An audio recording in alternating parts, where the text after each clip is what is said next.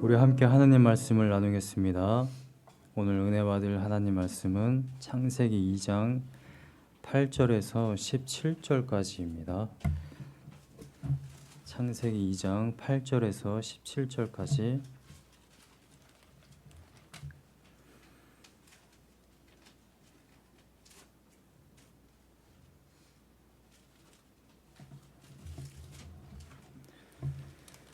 구약성경 2페이지 창세기 2장 8절에서 17절 다 찾으신 줄로 알고 제가 읽겠습니다. 여호와 하나님이 동방의 에덴에 동산을 창설하시고 그 지으신 사람을 거기 두시니라. 여호와 하나님이 그 땅에서 보기에 아름답고 먹기에 좋은 나무가 나게 하시니 동산 가운데에는 생명나무와 선악을 알게 하는 나무도 있더라. 강이 에덴에서 흘러나와 동산을 적시고 거기서부터 갈라져 내 근원이 되었으니 첫째 이름은 비손이라. 금이 있는 하윌라 온 땅을 둘렀으며 그 땅의 금은 순금이요 그곳에는 베델리엄과 호마노도 있으며 둘째 강의 이름은 기온이라. 구스 온 땅을 둘렀고 셋째 강의 이름은 hit데겔이라. 아수르 동쪽으로 흘렀으며 넷째 강은 유브라데더라. 여호와 하나님이 그 사람을 이끌어 에덴 동산에 두어 그것을 경작하며 지키게 하시고 여호와 하나님이 그 사람에게 명하여 이르시되 동산 각종 나무의 열매는 내가 임의로 먹되 선악을 알게 하는 나무의 열매는 먹지 말라. 내가 먹는 날에는 반드시 죽으리라 하시니라. 아멘. 네, 오늘은 마더스 데이입니다. 미국에 와보니까 마더스데이, 파더스데이 이렇게 둘로 나눠놨더라고요. 근데 부모를 어떻게 나누겠습니까? 네, 남자 여자가 한 몸을 이룰 때 한 인격체라고 말씀하셨습니다. 네, 한국에서는 어버이날이라고 지키죠. 이미 지난 월요일이었던 것으로 제가 기억을 하는데, 네, 우리가 어버이날 되면 항상 이렇게 평소에는 이렇게 불효자처럼 살다가도 어버이날만이라도 우리가 좀 효자노릇 좀 해보자 이러한 마음이 들 때가 있습니다. 부모님의 은혜가 좀 상기되는 그러한 날인지 모르겠습니다. 부모님의 은혜, 참 부모님이신 우리 하나님이 진짜 우리 부모님이신데, 네, 부모님의 은혜를 생각할 때마다 또 하나님의 은혜를 우리가 깊이 생각하는 귀한 은혜가 있기를 간절히 소망합니다. 오늘 본문 말씀의 8절 말씀을 보면 이렇게 기록되어져 있습니다. 여호와 하나님이 동방의 에덴에 동산을 창설하시고 그 지으신 사람을 거기 두셨대요. 첫째 날부터 일곱째 날까지 하나님께서 창조를 하셨죠. 창조하고 나서 일곱째 날까지 한 다음에 창조 사역이 끝난 줄 알았습니다. 네, 창조 사역은 끝났죠. 제가 일곱째 날 이후에도 하나님 뭔가를 창조하셨어 이러면 이제 제가 이단이 됩니다. 네, 목사님들께 불려갈 수가 있어요. 그런데 오늘 본문 말씀을 그냥 곧대로 들으면 일곱째 날 지나고 난 다음인지 아닌지는 모르겠지만 날짜는 정해져 있지 않습니다. 근데 하나님이 분명하게 어떤 특별한 장소를 분명히 창설하신 건 맞아요. 이것이 여덟째 날 했다, 아홉째 날 했다 이렇게 제가 말씀드리는 건 아닙니다. 일곱째 날이 될 수도 있고 여섯째 날이 될 수도 있지만 날짜는 정하지 않았지만 하나님께서는 온 우주를 창조하셨고요. 그 다음에 지구를 창조하셨고 지구에 특별히 관심이 있으셨죠. 인간들이 지구에 살고 있는데 우주에다가 별들을 만드셨습니다. 별을 왜 만드셨다고요? 오늘날 20세기가 되면은 사람들이 막 과학이 발전해가지고 막 화성을 탐사할 거야, 달을 탐사할 거야. 내가 그래서 달을 만들어줘야지. 이렇게 만든 게 아니라는 겁니다. 지구에 사는 사람들이 하늘을 보고 아름다우라고 그걸 보는 거예요. 그걸 만드신 겁니다. 우리가 너무 과학적으로 접근하면 안 돼요. 화성 탐사하면 뭐 할 겁니까? 정말 우리가 살 수 있는 것도 아니고 우리가 살아서 거기에 도착할 수도 없습니다. 몇 광년이 걸려요. 우리 시체가 도착합니다 거기에. 정말 의미 없는 일들을 하고 있는 거예요. 우주가 얼마나 광대한지는 알아서 좋긴 한데 정말 의미 없는 짓들을 너무 많이 하고 있다. 우리가 별들을 볼 때마다 하나님이 밤에도 저렇게 우리를 비추고 계시는구나. 낮에는 저렇게 태양으로 비추고 계시는구나. 그것을 보라는 것이지. 우리가 그걸 탐사해서 우리가 또 다른 태양을 만들고 또 다른 지구를 만들고 그러한 의미가 있지 않다라는 것입니다. 오늘 본문 말씀을 보면 하나님이 우주 창조하셨고요. 지구를 창조하셨고 지구 안에 또 다른 어떤 플레이스를 만들었습니다. 그 플레이스를 영어 성경 뭐라고 번역했냐면 파라다이스라고 번역했어요. 패러다이스. 네, 우리가 패러다이스 하면 보통 무엇이 떠오릅니까? 유토피아 같은 것. 아픔이 없고 슬픔이 없는 곳. 그래서 우리나라 말로 표현을 하자면 여긴 낙원이에요. 낙원. 낙원 하면 떠오르는 게 있으시죠? 부자와 나사로가 죽었는데 나사로는 낙원에 갔고 부자는 지옥에 가게 됩니다. 우리가 생각하는 그 낙원은요, 그러한 낙원이에요. 이 땅에서는 거지같이 살았는데 부자 집에서 빵 하나라도 이렇게 얻어먹으려고 했던 그런 사람이지만 죽어서 가보니까 거기에 정말 낙원이 있더라. 슬픔이 없고 가난이 없고 아픔이 없는 곳. 그곳이 바로 낙원이라는 것입니다. 하나님이 사람을 만들어서, 그러니까 우리가 자녀를 출산하면 자녀를 어떻게 키우고 싶어요? 이 자녀를 전쟁통에 내보내고 싶을까요? 우리나라 6.25 때 전쟁 고아들 있잖아요. 그 전쟁 고아들이 온 세계 열방에 흩어졌대요. 그런데 전쟁이 끝나고 난 다음에 그 우리나라의 그 전쟁 고아들이 다시 우리나라로 돌아왔을까요? 돌아오지 못했다라는 겁니다. 그냥 다른 나라에서 다른 민족들의 또는 여기 남아있는 전쟁 고아들은 그냥 재건 사업에 동원됐죠. 그 어린 아이들이 벽돌을 굽고요, 흙을 파고 나무를 심고 그러한 일들에 동원됐어요. 얼마나 끔찍한 인생입니까? 하나님이 사람을 지으시고 나서 야, 너는 이 땅에 살아가는 동안 어차피 너는 다음 장 가면 넌 죄를 지을 거니까 너는 한번 힘들게 한번 살아봐. 하나님이 그러한 의도로 사람을 지으셨을까요? 그렇지 않다라는 겁니다. 하나님이 어떠한 이 지구 안에 패러다이스를 만들었다는 거예요. 그리고 거기에 두셨대요. 분명히 오늘 본문 말씀의 8절 말씀은요, 이렇게 기록되어져 있습니다. 그 지으신 사람을 거기 두시니라. 사람이 거기 간 것도 아니고 사람들 중에 어떤 사람만 거기에 머문 것도 아니고 사람을 하나님께서 지으셔서 누가요? 하나님이 지금 주권적인 지금 이름을 지금 표현을 지금 쓰고 있는 겁니다. 하나님이 사람을 거기에 두셨다라고 표현하고 있습니다. 하나님이 사람을 지으셔서요, 방관하지 않으시고 유기하지 않으시고 어떤 사람은 거기 있고 어떤 사람은 바깥에 있고 하는 것이 아니라 사람을 지으셔서 우리를 어디에 있길 원하셨다. 낙원에 있기를 원하셨다라는 것입니다. 여러분, 여러분들의 지금은 혹시 어떻게 될지 모르겠지만 행복한 삶을 살고 계신지 모르겠습니다만 하나님께서 예수 그리스도를 통해 여러분들을 낙원으로 인도하고 계세요. 믿으십니까? 네. 우리 모두 낙원에서 만나는 귀한 은혜가 있기를 간절히 소망합니다. 이 낙원이 어느 정도의 그런 아름답고 정말 풍요로운 곳이냐면 이러한 표현을 쓰고 있습니다.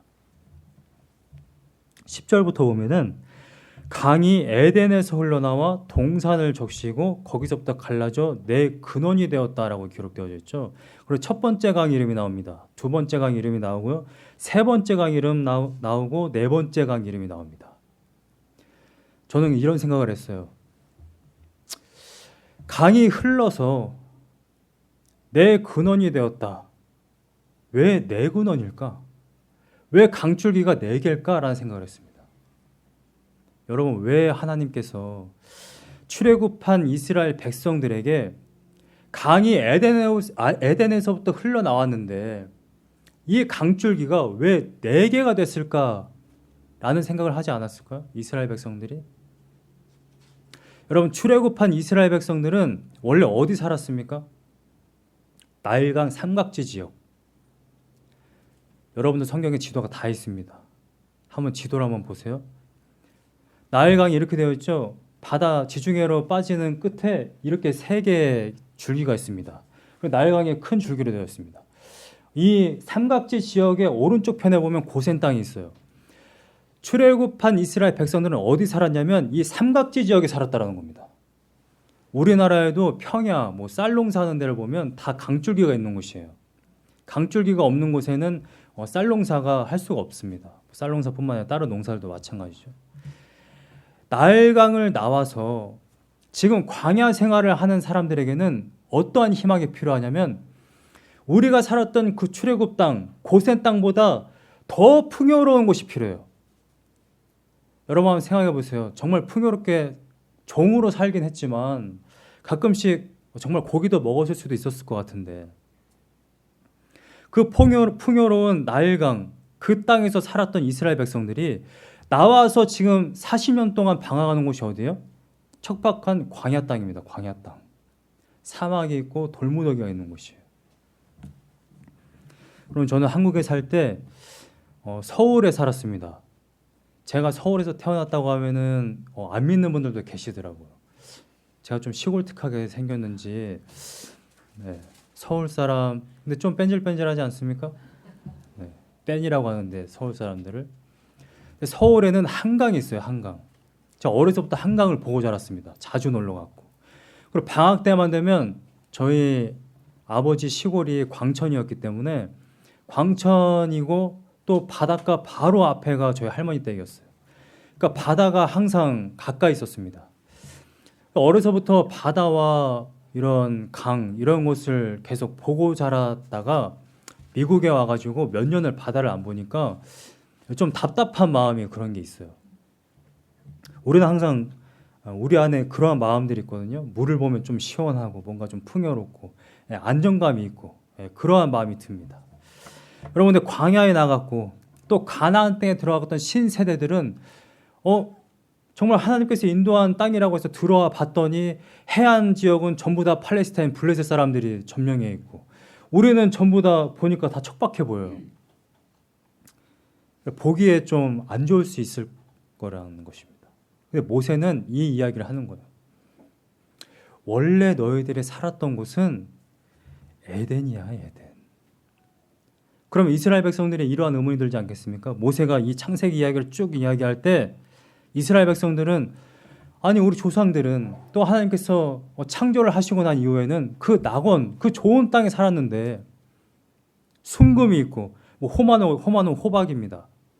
먹는 호박이 아니고 보석 호박, 베델리엄은 진주, 보석, 그 땅에 얼마나 보석이 있고 아름답고 이런 게 중요한 게 아니라 그 땅이 어디냐 이런 게 중요한 게 아니라 강이 있었다는 거죠. 굉장히 풍요로운 땅이었다는 겁니다.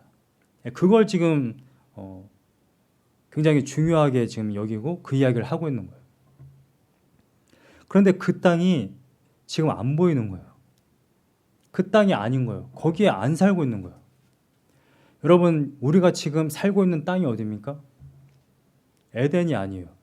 그러면 창세기의 이 말씀 에덴에 동산을 창설하시고 그 지으신 사람을 거기에 두셨어요. 누가요? 하나님이 거기에 두셨습니다. 분명히 창세기는 에덴 동산을 지었고 사람을 거기에 두셨다고 했는데 우리는 네 줄기의 강이 안 보여요. 강줄기가 안 보여요. 풍요로움이 안 보입니다. 생명나무와 선악과가 안 보여요. 성경에 뭘 말하고 싶은 걸까요? 원래는 에덴 동산이 있었지만 우리는 그걸 잃어버렸다라는 겁니다. 잃어버린 땅이라는 거예요. 정말 불신자들은 이런 생각을 하겠죠. 거 봐, 거짓말이잖아. 에덴이 어딨어?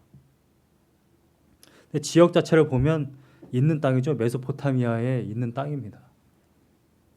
그런데 그 땅을 우리가 잃어버렸어요. 여러분 우리가 이 땅을 예수 그리스도로 말미암아 다시 회복되고 우리가 죽었을 때 가는 곳이 그곳 낙원이라는 것을 믿으시길 간절히 소망합니다.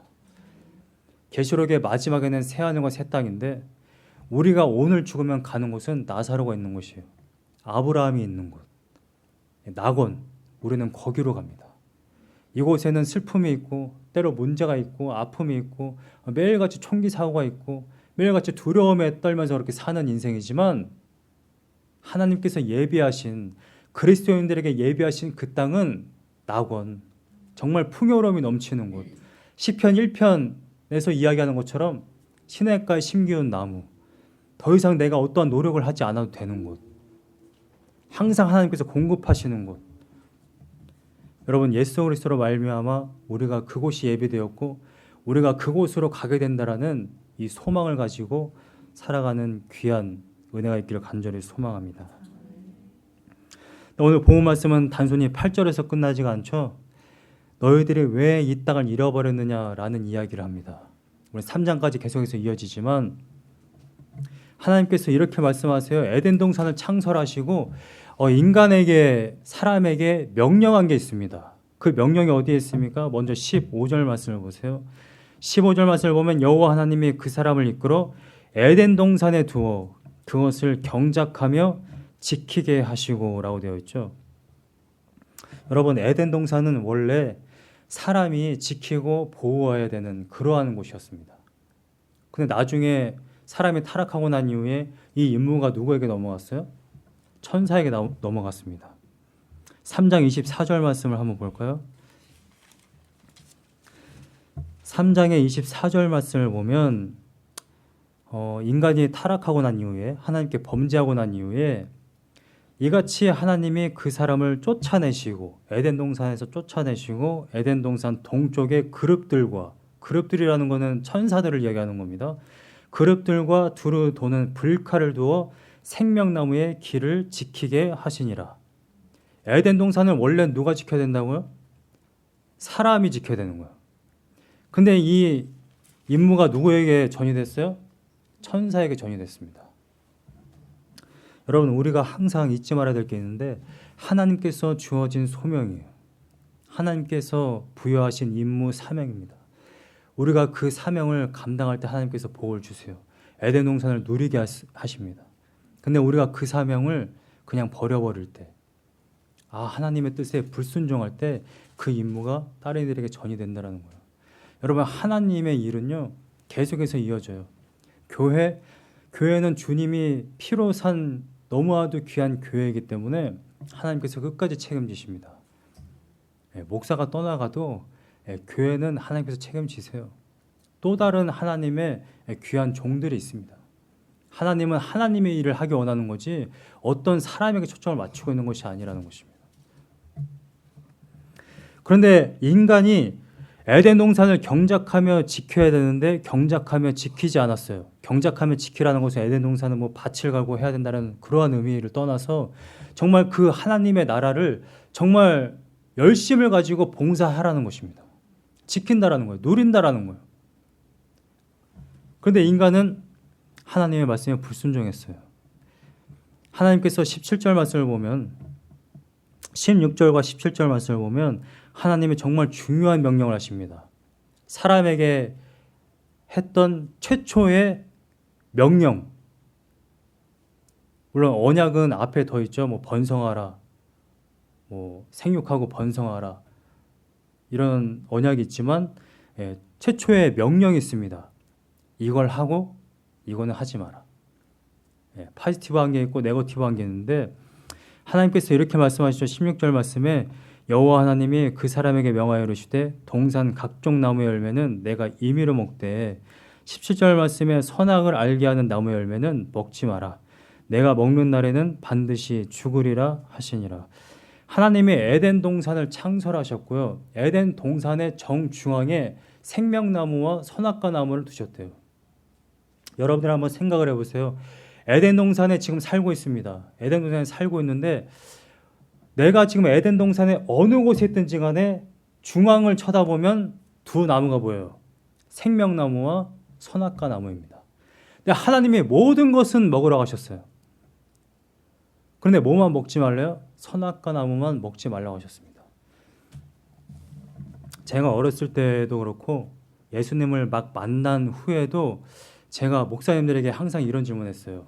선악과를 왜 만드셨습니까? 선악과 안 만들었으면 됐잖아요. 네, 우리는 항상 이런 질문을 합니다.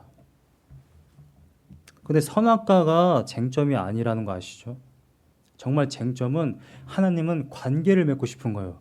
하나님께서 사람을 창조하시고 난 이후에 선한 인격과 인격대로 관계를 맺고 싶은 겁니다. 내가 하지 말라는 건 하지 마. 네, 하나님께서 말씀하시면 저는 하지 않겠습니다. 내가 말했는데 이거는 하지 마. 네, 하나님, 제가 선악과는 먹지 않겠습니다. 여러분, 이게 관계예요, 관계.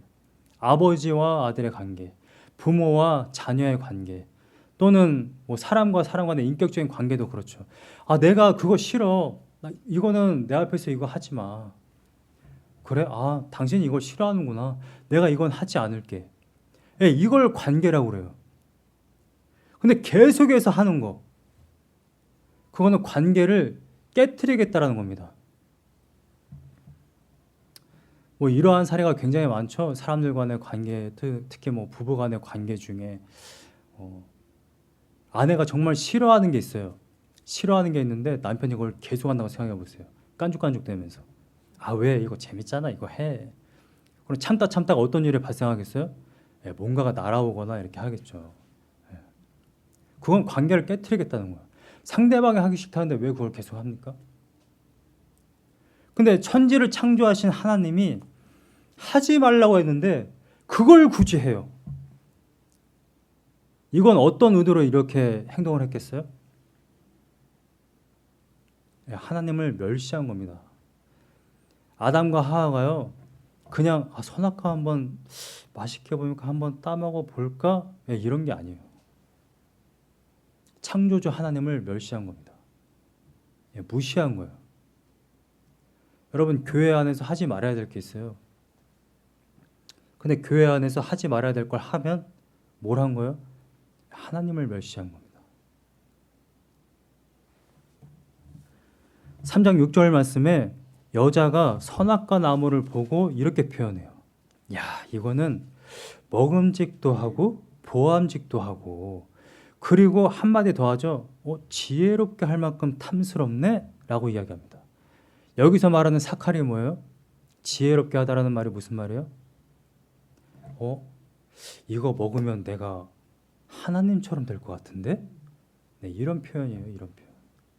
하나님 필요 없다라는 거예요. 내가 하나님 할 거야. 여러분, 다큐멘터리 보셨습니까? 넷플릭스에? 안 보셨으면 보셨으면 좋겠어요. 그리스도인은 좀 힘들어도 보세요. 저도 보다가 이제 오대양 지나가면서 좀 저도 못 보겠더라고요. 도저히 막 돼지우리에 막 애를 가다 놓고 막 그거부터는 저도 못 봤는데, 근데 뭐 아가야 동산이라든지 뭐 오대양 사건도 그렇고 뭐 정명석도 마찬가지고, 이 넷플릭스의 다큐멘터리 제목이 뭡니까? 나는 신이다잖아요. 나는 신이다.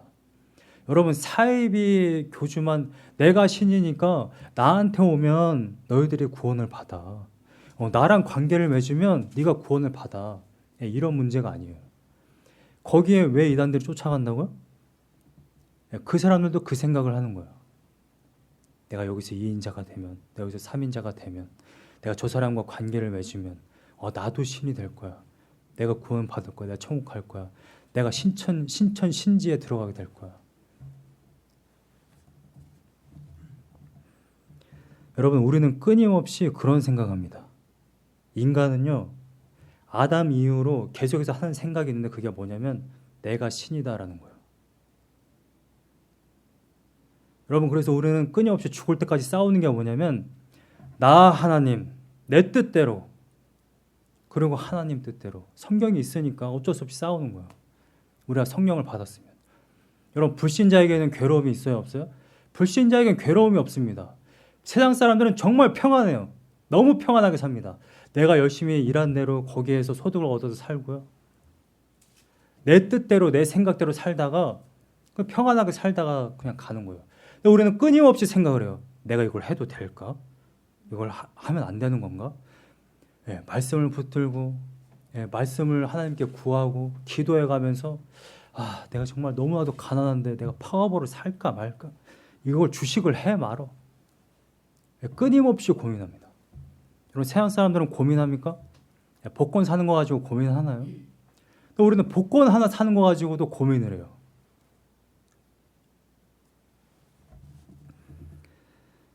여러분, 우리가 끊임없이 하지 말아야 될 게 있는데,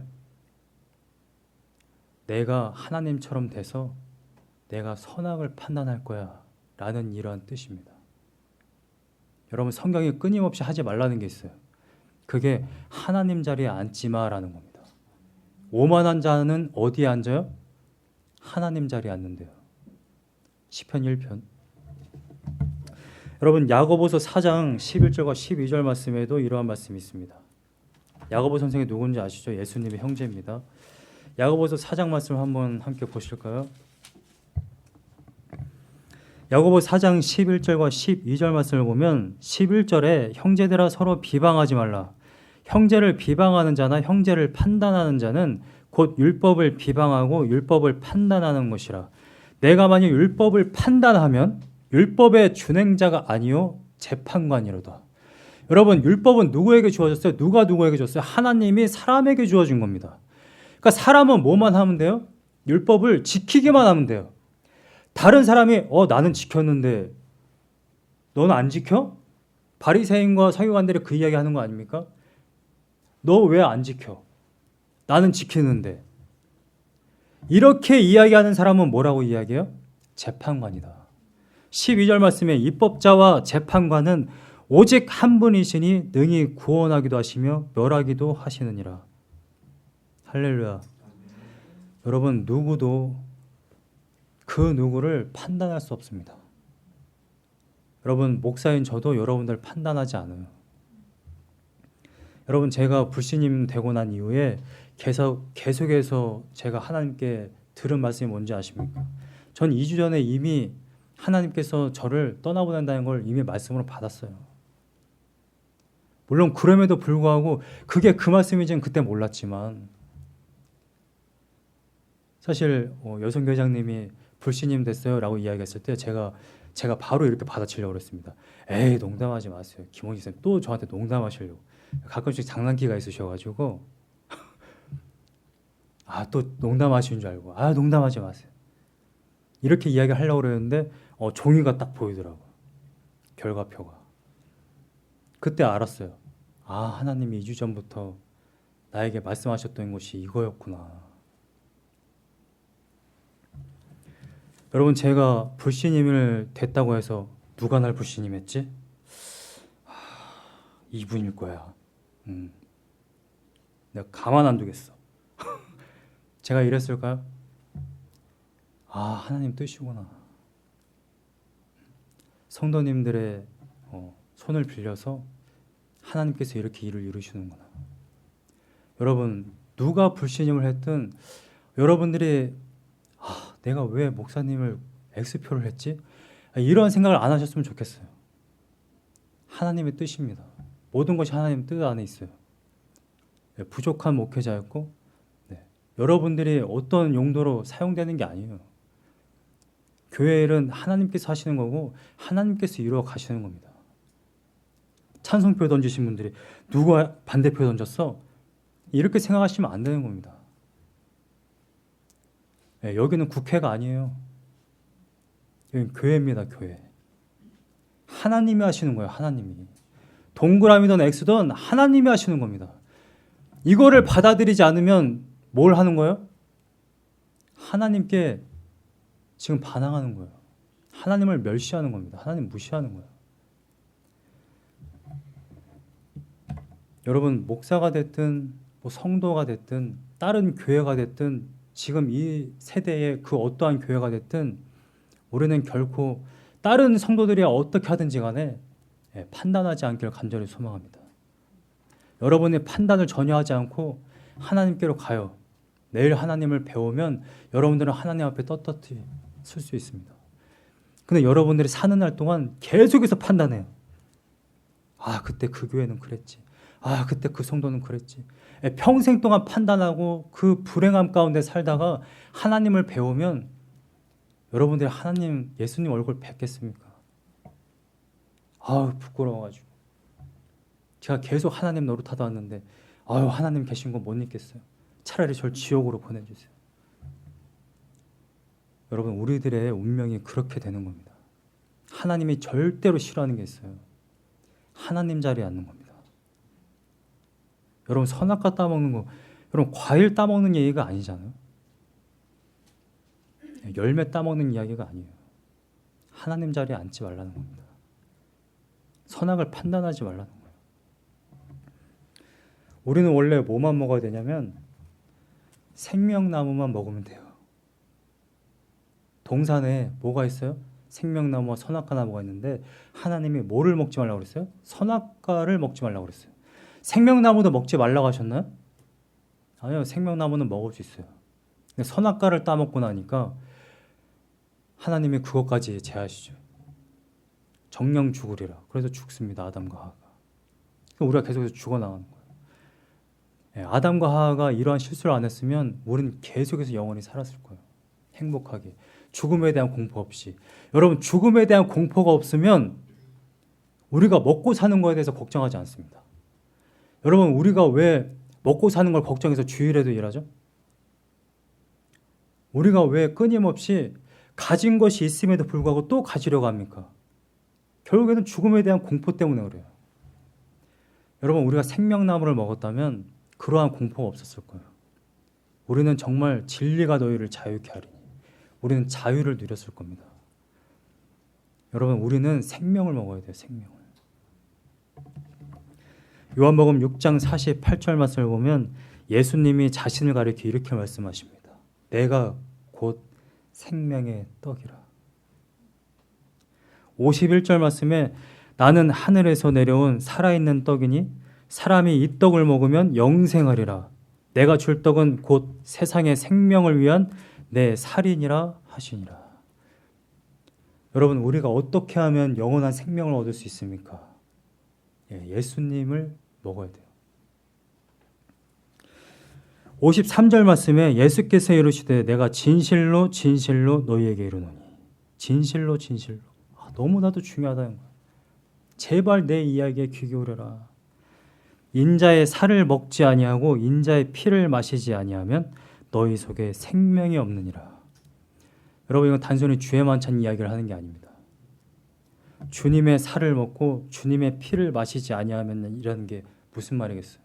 갈라디아서 2장 20절 말씀에 주님과 함께 십자가에 못 박히고 다시 사는 거예요. 우리들의 정과 탐심은 다 못 받고 예수 그리스도로 말미암아 우리가 살아가는 겁니다. 여러분, 우리가 여전히 두려워하고 우리가 여전히 나의 힘으로 살아가고 여전히 우리가 판단을 한다면 우리는 우리의 힘으로 살아가는 겁니다. 여전히. 예수님이 우리 안에서 역사를 못하는 거예요.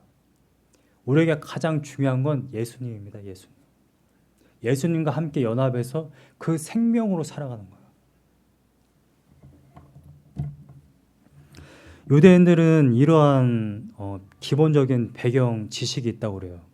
음식이라는 것은 무언가가 죽음으로써 공급됐다는 것을 알았다고 합니다. 제가 어렸을 때 이렇게 시골에 가면 작은 아버지들이 돼지를 잡거나 또 닭을 잡거나 하는 모습을 종종 봤어요. 살아있는데 막 깃털 뽑고. 어린 마음에 그걸 봤을 때는 좀 징그럽기도 하고 좀 그렇더라고요. 근데 그때 확실하게 알았어요. 식탁에 올라온 그 고기, 이 음식들이 그냥 먹어지는 게 아니구나. 이 생명체가 죽어야만 내가 먹을 수 있는 거구나. 여러분, 예수님이 자신의 살과 피를 먹으라고 했을 때는 정말 예수님이 죽어야 된다는 거예요. 근데 우리가 그분과 함께 죽어야 된다. 그분과 함께 살아나야 된다는 것은 무슨 말이냐면 예습성은 정말 죽어야 된다는 겁니다. 죽지 않으면 우리는 생명이 없어요. 우리에게 끊임없이 판단하고자 하는 욕구가 있습니다.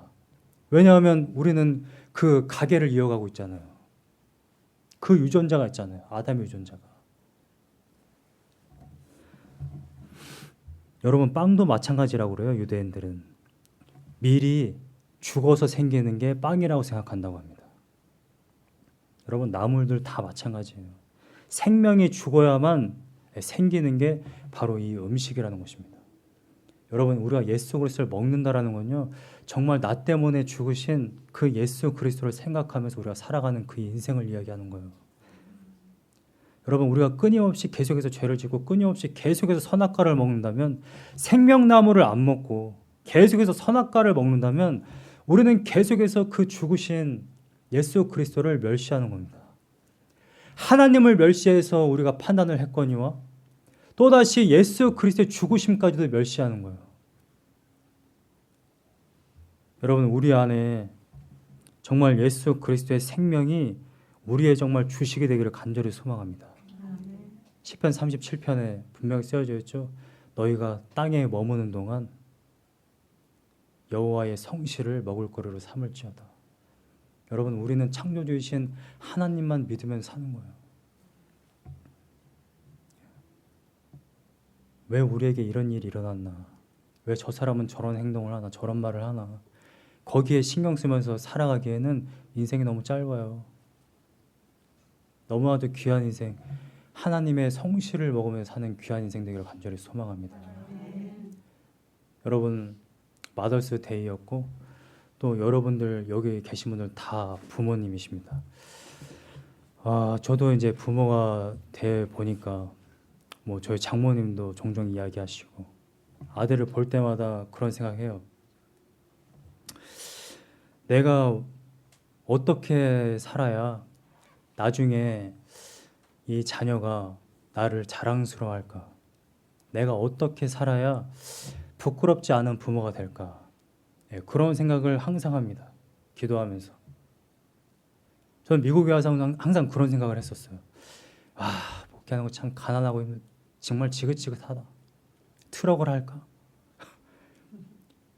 예전에 제 1년도 안 됐을 때였던 것 같아요. 저쪽에 있을 때 어느 날 교회에 누가 트럭을 세워놓으셨더라고. 근데 그 트럭 운전 기사분이 예배를 드리고 난 이후에 그런 말씀 해주시더라고. 6개월이면 집 한 채 사요. 물론 자기 트럭이었고 정말 열심히 일하셨겠죠. 그래서 혹했어요. 이거다. 트럭을 하면서 선교하고 하나님 일, 내 돈 들어가면서 내가 미션하고 하면서 하나님 일 하면 되지. 아들을 보면서 항상 근데 요즘 그런 생각합니다. 내가 예전에 목회를 했었는데 이렇게 됐어. 부끄러울까요? 자랑스러울까요? 잘 모르겠어요. 근데 저 자신이 항상 그런 생각합니다. 내가 부모로서 자녀에게 부끄럽지 않은 그런 부모가 되려면 내가 어떻게 살아야 될까? 계속 고민하고 있었는데 하나님이 이 말씀을 주셨어요. 오늘 본 말씀. 선악과 따먹지 마. 선악과 따먹지 마. 그러면 죽는 날에 뭐 직업의 대수가 아니라 자녀한테 그 말은 할 수 있을 것 같아요. 아빠는 하나님께 순종하며 살았다. 하나님 뜻대로 살려고 애썼다. 여러분들 모두가 그러한 부모가 되기를 간절히 소망합니다. 여러분 진짜 참 부모가 되려면 그런 것 같아요. 참 자녀가 먼저 돼야 될 것 같아요. 우리가 먼저 하나님 앞에 참 자녀가 돼야 우리가 내 자식에게도 내가 부모로서 내가 하나님 앞에 이렇게 살았어. 이러한 부모의 노릇을 할 수 있을 것 같습니다. 여러분 찬송하고 말씀을 들고 기도하겠습니다.